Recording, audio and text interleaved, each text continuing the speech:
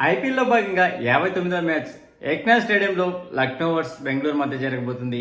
ఈ మ్యాచ్లో ఆర్సీబీ గెలిస్తే మాత్రం టాప్ ప్లేస్లో దూసుకువెళ్తుంది. అదే ఎల్ఎస్జీ గెలిస్తే మాత్రం ఇంకా ప్లేఆఫ్ రేస్లో నిలబడుతుంది.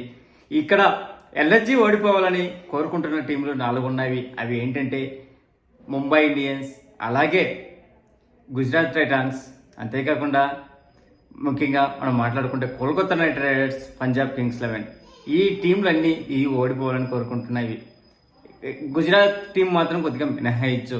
ఇక్కడ మెయిన్ మనం మాట్లాడుకుంటే ఏక్నాథ్ స్టేడియము ఇది బ్యాట్స్మెన్కు అలాగే బౌలర్లకు ఇద్దరికీ అనుకూలంగా ఉన్నటువంటి పిచ్. ఇక్కడ బ్యాట్స్మెన్లు ఒళ్ళు జాగ్రత్త పెట్టుకొని పద్ధతిగా ఆడితే మాత్రం స్కోరు మంచిగా పోతాయి. లేదు నేను హిట్టింగ్ చేస్తా, ఇది T20 అంటే మాత్రం తొందరగానే పెవిలియన్ బాట పట్టక తప్పదు. అంతేకాకుండా ఇక్కడ స్పిన్నర్లు, ఫాస్టర్లు కూడా ఇద్దరు సంయుక్తంగా వికెట్లు సాధించవచ్చు. అలాంటి మందకోడి పిచ్ ఇది.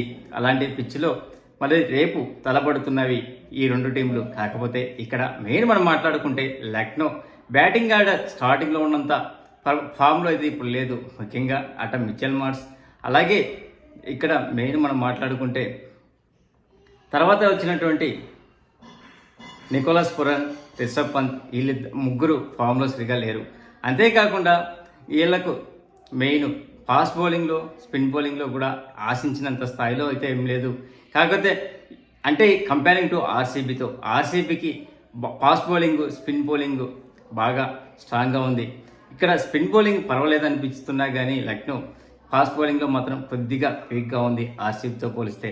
అంతేకాకుండా ఇక్కడ ఎల్ఎస్జీకి ఏదైనా అడ్వాంటేజ్ ఉందంటే మాత్రం హోమ్ గ్రౌండ్. ఇక్కడ ఇప్పటి వరకు వీళ్ళిద్దరి మధ్య హెడ్ టు హెడ్ 5 మ్యాచ్లు జరిగితే అందులో 3 మ్యాచ్లు ఆర్సీబీ గెలిచింది, 2 మ్యాచ్లు లక్నో గెలిచింది. ఇక్కడ కూడా ఆర్సీబీదే కొద్దిగా పై చేయి ఉంది. అంతేకాకుండా వీళ్ళిద్దరి మధ్య జరిగిన హెడ్ టు హెడ్ మ్యాచ్లో ఆర్సీబీకి హైయెస్ట్ స్కోర్ 212 పరుగులు ఉండగా లోయెస్ట్ స్కోర్ 126 పరుగులు ఉంది. అలాగే లక్నోకు హైయెస్ట్ స్కోర్ 213 పరుగులు ఉండగా లోయెస్ట్ స్కోర్ 108 పరుగులు ఉన్నది. ఈ ఇద్దరి మధ్య మెయిన్ మనకు ప్లేయింగ్ లెవెన్లో ఎవరు ఉండబోతున్నారో ఇప్పుడు చూద్దాం. ముఖ్యంగా మాట్లాడుకుంటే హజల్వుడ్ లాస్ట్ మ్యాచ్లో గాయం కారణంగా, భుజం గాయం కారణంగా రేపు జరగబోయే మ్యాచ్ కూడా అందుబాటులో ఉండడో అంగా సందేహంగానే ఉంది. లాస్ట్ మినిట్ వరకు కూడా చెప్పడం కష్టమే. కాకపోతే అతని ప్లేస్లో వచ్చినటువంటి నింగిడి కూడా అద్భుతంగా రాణించాడు కాబట్టి ఇన్ కేస్ హజల్వుడ్ లేకుండా కానీ ఇతను భర్తీ చేస్తున్నాడు కాబట్టి ఇక్కడ వీళ్ళకు ఆర్సీబీకి నో ప్రాబ్లంగా ఉండొచ్చు. అంతేకాకుండా వీళ్ళకు రజిత్ పాటిదార్ ఈ సిరీస్ మొత్తానికి దూరం అయిపోయాడు గాయం కారణంగా. అతని ప్లేస్లో మయాంక్ అగర్వాల్ చేరాడు. దీని మొత్తం బ్యాటింగ్ ఆర్డర్ కూడా మరింత స్ట్రాంగ్ అయింది ఈ కర్ణాటక టీం.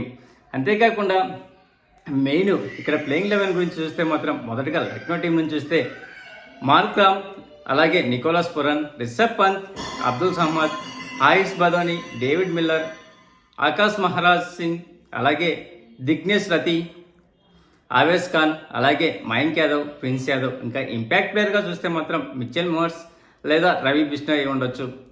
బ్యాటింగ్ కావాలంటే మిచెల్ మార్ష్, బౌలింగ్ కావాలంటే రవి బిష్ణోయ్ని తీసుకునే అవకాశాలు ఎక్కువ ఉన్నవి. అదే ఆర్సీబీ ప్లేయింగ్ లెవెన్ చూస్తే మాత్రము జాకబ్ బెత్తెల్, అలాగే విరాట్ కోహ్లీ, మయాంక్ అగర్వాల్ లేదా ఈ ప్లేస్లో సాత్విక్ శికారా రావచ్చు. అలాగే రజిత్ పాటిదార్, జితేష్ శర్మ, టీమ్ డేవిడ్, కృణాల్ పాండ్యా, రాంపెరో సెఫర్డ్, అలాగే భువనేశ్వర్ కుమార్, నింగిడి లేదా హజల్వుడ్, అలాగే ఎస్ దయాల్, శ్రేయస్ శర్మ ఇంపాక్ట్ ప్లేయర్గా ఉండొచ్చు. ఇక్కడ Mayank Agarwal in case playing లెవెల్లో లేకపోతే మాత్రం ఇంపాక్ట్ ప్లేయర్లో అవకాశం ఇచ్చే ఉన్నది.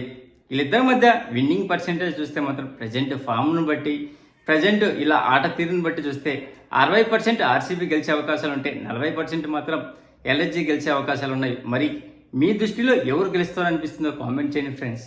ప్లీజ్ ఫ్రెండ్స్, లైక్ చేస్తే లైక్ చేయండి, కొత్తగా వచ్చిన వాళ్ళు సబ్స్క్రైబ్ చేయండి. Thank you. Signing off your Mahindra.